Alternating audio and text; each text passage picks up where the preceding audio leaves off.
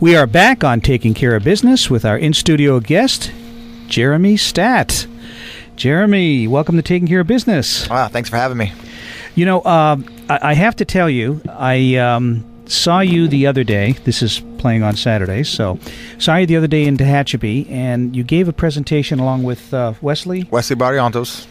At Jacobson Mid School, and I have to tell you, it was extremely impressive. The message you guys gave those kids was incredible. I mean, it was really, really moving. Well, you know, we're just trying to be honest with these kids and just let them know and put some perspective on life and let them know that, you know, there's more to life than just video games and reality shows and reality TV and stuff like that. We're trying to put perspective into these kids and let them know that, you know, these freedoms that we have today, we're not just given to them just because they're Americans. You know, we tend to throw it around like it's your right to have these freedoms, but no, in actuality, it's actually a privilege to have these freedoms that we speak of in the States because of our veterans. And for me and Wesley, you know, having been in Iraq and have fought in the war, you know, the big thing is just trying to put a new face on what our veterans are.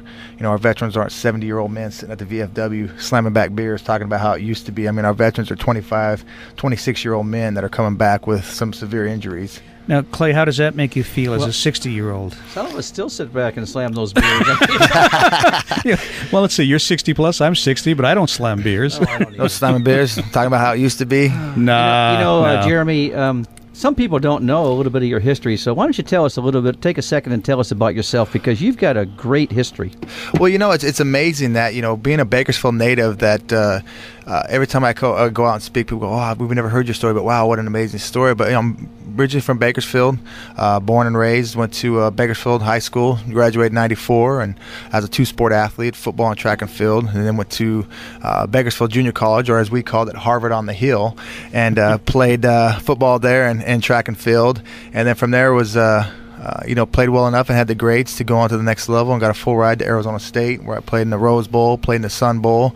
That's also where I met my late friend Pat Tillman, the Army Ranger who was killed in Afghanistan, who was a professional football player beforehand and gave up about a $3.5 million contract to serve our country and lost his life for that.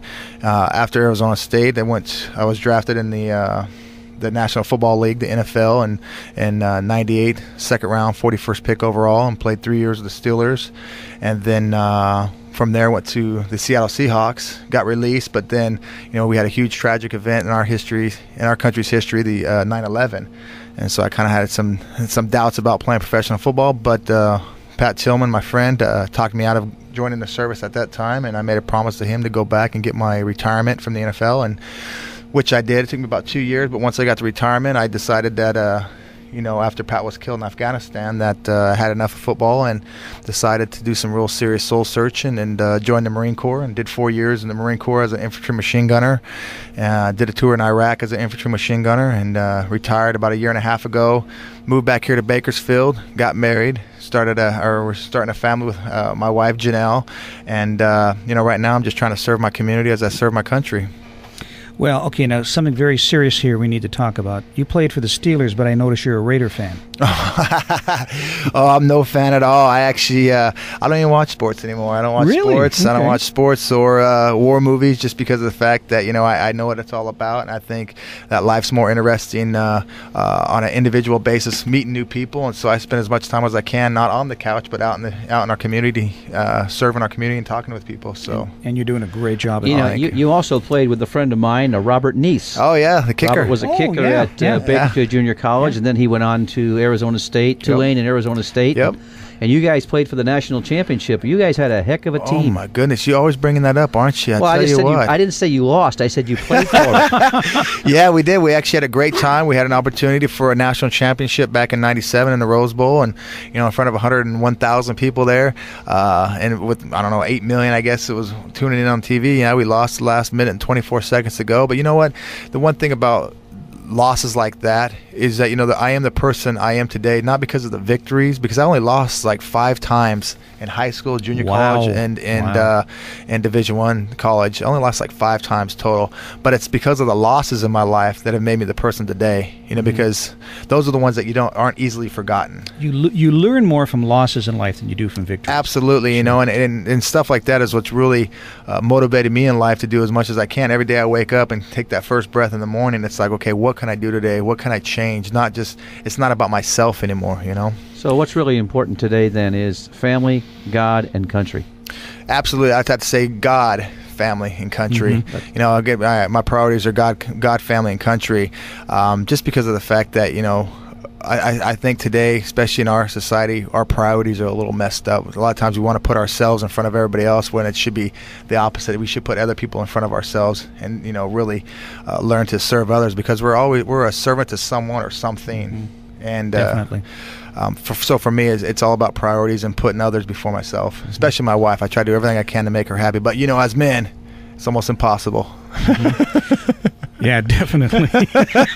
Yeah. How about them Dodgers? I always get the last word. Yes, dear. Yes, yeah. Hey, my brother told me something, at our wedding. He said, hey, you know what? You want a happy life? Have a happy wife. And so, those are the things that have stuck with me. And that's exactly what I do. Yes, ma'am. Whatever you want. Yes, baby. Okay, absolutely. When mama's not happy, nobody's happy. Yeah. When daddy's not happy, nobody cares. Yeah.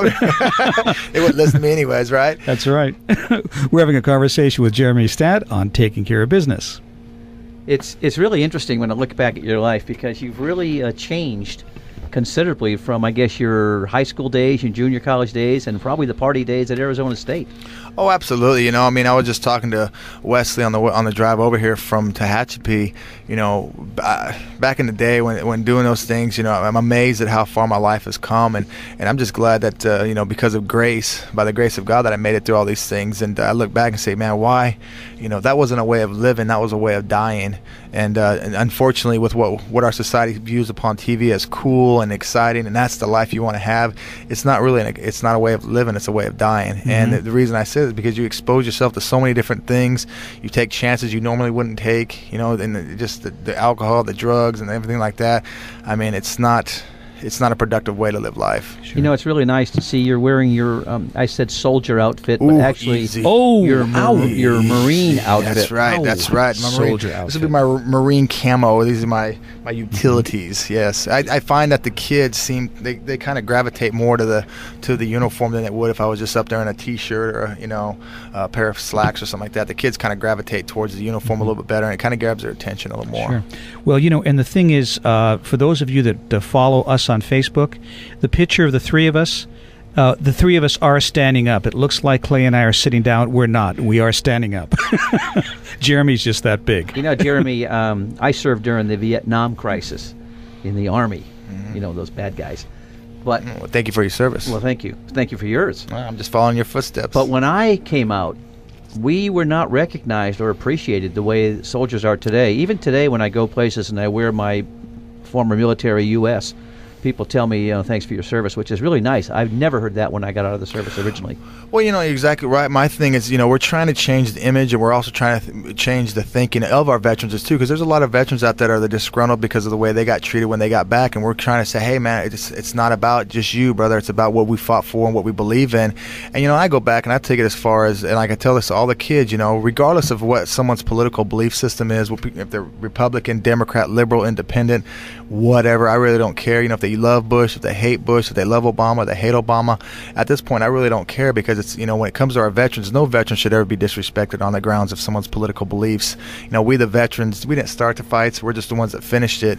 And, I tell people all the time, if you got a problem with what's going on with these wars, go talk to the people at 1600 Pennsylvania Avenue, because they're the ones that start the wars. We're just the ones that finish it. And if it was up to the veterans, we would have finished that stuff in about the first 2 days, If they'd let us do what we're trained to do, this war would have been over a long time ago. You're exactly right. If it wasn't just a political point, it would have been done a long time ago. It would have been done on the first week. And the interesting thing is, when I was in the Marines, I remember we used the same exact line. Mm-hmm. Give us the authority to do what we're trained to do, and this will be over. Absolutely. And you can't, and you can't have rules with people that don't play rules. Sure. We have the rules, they don't, and so it really doesn't help us out in our fight. You mentioned something about when in the talk you gave in Tehachapi about the toughness you learned in the military. You know, it's interesting. I remember. I mean, I'm 60 years old, and I still do a lot of athletic things that I wouldn't have done had I not had that training, you know, in college as an athlete, and also, you know, in the Marines, realizing that, you know, it's all mental. You know, if you can get your head into it, you can almost. I mean, God's given us such a great ability to do almost anything we want. Marty, Monopoly is not physical. Yeah, but my 100-mile bike rides are. Oh, absolutely. Well, the thing about it is your body will give up before your mind. And people, oh, no, but my body hurts. Well, you know, your body doesn't know pain. Only your mind does. So your mind will give up before your body. If you're telling yourself, oh, God, I'm tired, I got to stop, I got to give up, well, then that wasn't your body failing you. That was your mind. And that was a great message you gave the kids about that. Oh, thank you. And like I said, it's the same thing with homework, whether you're doing a 100-mile bike ride or running a marathon. It's the same thing as in homework. You know, just get through it, push yourself. Your mind is the one that wanders. Your mind is the one that gets bored. We're going to pick up there in a minute. We'll be back on Taking Care of Business on Kern Radio Newstalk 1180.